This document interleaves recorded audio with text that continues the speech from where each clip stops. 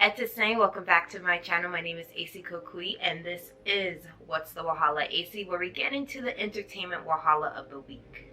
Today we are going to get into Keke Palmer and Megan Thee Stallion, two black women that are going through some of the craziest times of their life, and so we're just going to talk a little bit about the situation. If you are new to my channel, this is your first time coming across my video, thank you for watching. Don't forget to subscribe, like, comment, share, all of that. Let's get into the video right now. Okay, so starting off, we are going to get into Megan Thee Stallion. As you know, Megan has gone through a rough couple of years. From losing both her parents and her grandma, and just going through the whole situation with Tory Lanez, Megan has been going through it. And she recently just released her new single, Cobra. Cobra is an amazing song that details just the things that she has been going through, her thoughts of suicidal thoughts, depression, anxiety that she's been feeling, and getting cheated on. I thought the video was really just well thought out. It symbolized a lot of things, especially with the Cobra. She starts the whole song off saying, "Just as a snake sheds its skin, we must shed our past over and over again."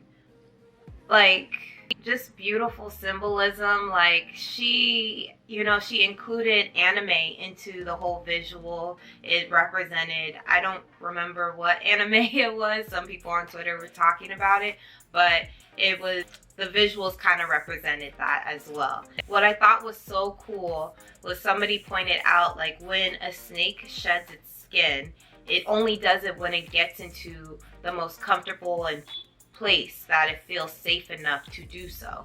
She is ready to do that and get back into the music world and talk her shit.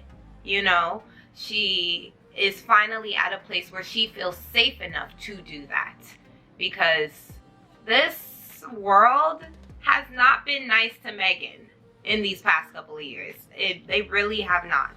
And so I'm glad that she finally felt comfortable enough to release a song. She's finally safe enough to speak her truth.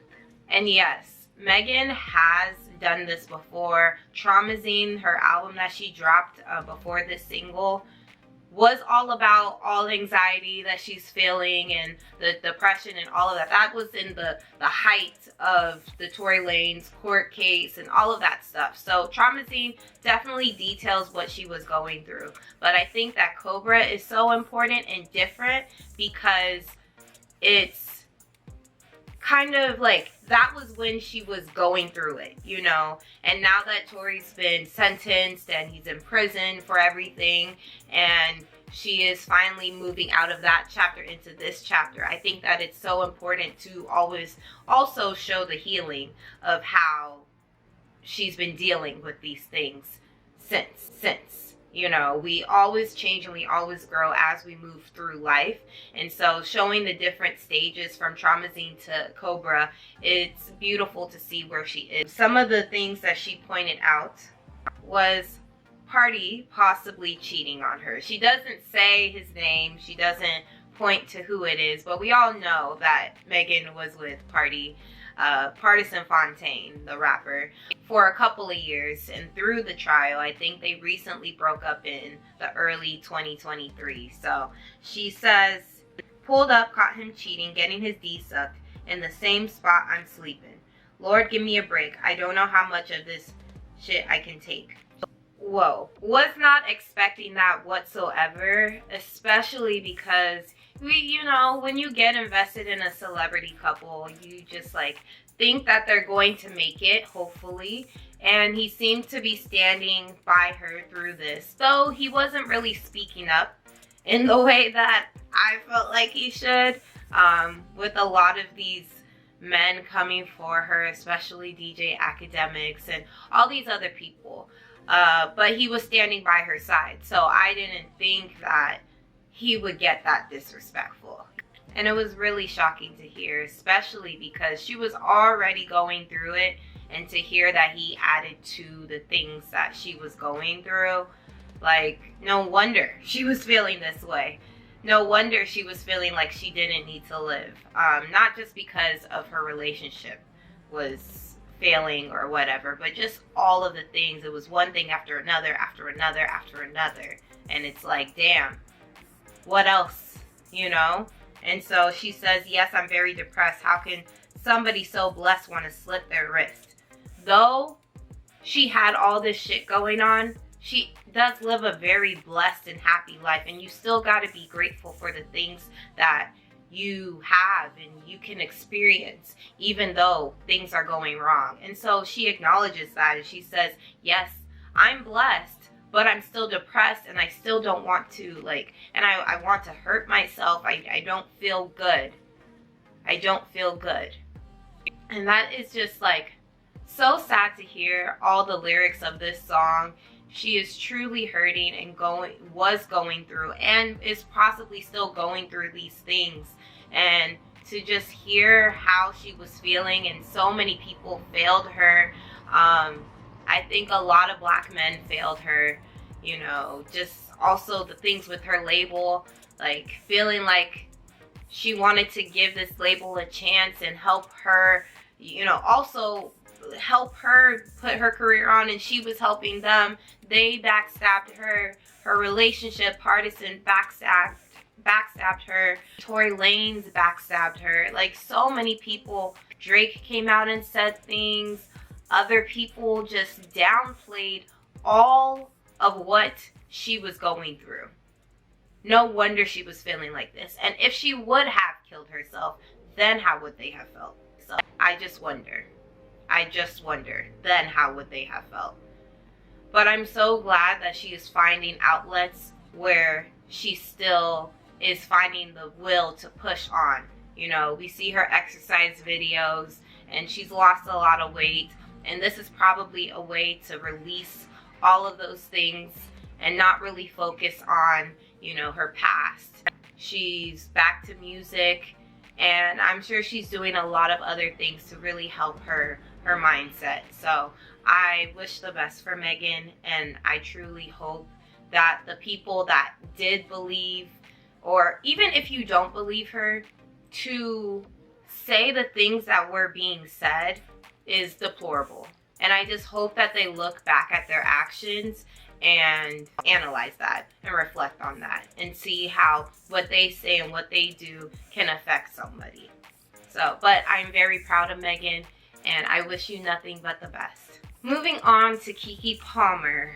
Oh, as you guys know, Keke has been going through it for a couple of weeks, but apparently for maybe 2 years of dealing with abuse and just crazy things with the father of her child.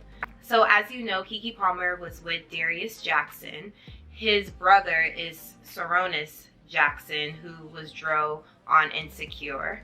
And apparently Darius is also an aspiring actor, but hasn't really gotten many roles. Keke has been dating him for about 2 years now, and she got pregnant. She got pregnant and had her child about last December. I think the baby was born, like last winter. The baby was born. And so Keke has filed a restraining order against Darius Jackson for abuse, trespassing, and a bunch of other things. Let me read to you what she said. Trespassed into my home without my knowledge or consent, and threatened her before lunging for my neck, striking me, throwing me over the couch, and stealing my phone. She also said there's many instances of physical violence with Jackson that include destroying my personal property, including diaries and prescription eyeglasses, throwing my belongings into the street, throwing my car keys to prevent me from driving away, hitting me in front of our son, spewing profanities about me to our son, threatening to kill himself with a gun if I left him, harassment, and other physical and emotional abuse. That was all included into the report, as well as evidence of the abuse from security home cameras that showed him choking her, maybe throwing her. It was detailing the abuse in those pictures as well. She also says that they broke up, or they have not been together since early October. Darius is denying these claims and saying that no abuse happened in their relationship. One of the pictures, because there's two pictures, there's multiple pictures in the report. Some of the pictures are from February 2022, and some of the pictures are from a recent altercation, which are all included in the report. The latest issue stems from Darius texting Keke that he was going to pick Leo up, their son, to go watch football on Sunday. He pulled up to the house and Leo was not there, which started to make him mad. And Keke was already on the phone with her mom at the time, and then they started going off. Her mom started going off, and Darius, he wasn't going off. We've listened to now what has happened, and he was just trying to be calm, but that is what a manipulator does.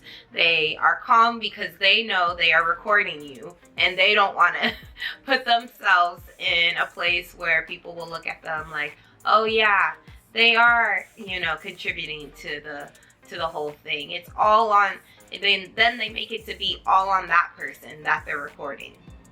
Okay. Keke's mom was going off. Sharon, she was saying a bunch of things to him. She did say that you will like find out and there will be a bullet in your head. You find out and there might be a bullet in your head. I'm just going to say, if somebody was abusing my daughter, I don't know if I would say nice things to them either. I don't know if I would not threaten them either. The things that he is releasing of the calls and what she was saying, it kind of makes sense. It's not out there. It's not just that she just started threatening Darius because of nothing. It's because of what has been shown and what he has been doing to her daughter. Duh! A judge granted Keke with sole custody and the restraining order. So right now she has sole custody. He does not get to see Leo, which is great. But they will be going to court on December 5th for him to plead his case and to see how they're going to move forward. I know now, of course, a lot of men are trying to say that, you know, Keke abused him as well. She's lying, and you know, all the people that were saying things like, yeah, she should cover up when the whole Usher situation happened, are now speaking to back up their claims from before, that, you know, it's now still all on Keke. Let me tell you something about reactionary abuse. Is when the abuser does things, abuses the person to the point where they finally do something back. And then they either record them or then they hold that over them like, you hit me too. You said these things to me too. And so then they can have something to hold over them. But it wouldn't have gotten to that point if the abuser wasn't continuing to provoke. And yes, I know you're probably thinking, if you're not thinking right, that no one should provoke you to get to a place. You should have self-control. I think all of that goes out of the window when abuse is involved.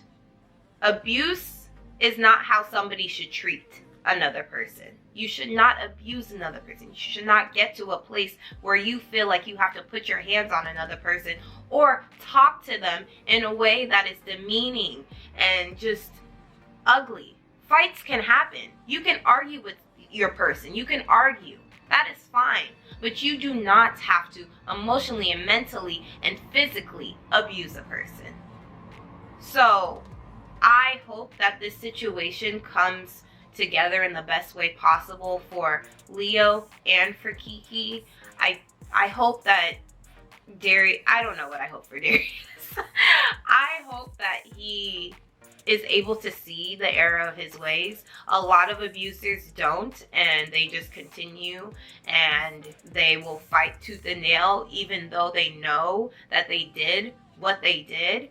I hope that he takes accountability for his actions and suffers the consequences for that. She did her best, and now she's in a place where she can be free of it. And so I am very proud of her for doing this because, you know, a lot of people don't believe the victims in these situations. They didn't believe her when she talked about Trey Songz. So I know people aren't going to believe her when she's talking about this situation. Even with proof, people still find something not to believe her. But I believe you, Keke, and I'm just praying for the best for you and your family. All right, you guys, that's it on What's the Wahala AC today. Let me know how you feel about these two situations. They're so sad, and I'm just hoping for the best for both situations, for both people involved. And yeah, let me know how you guys are feeling about it all. Please comment down, like, subscribe, all that jazz. I will see you guys in the next video. Bye.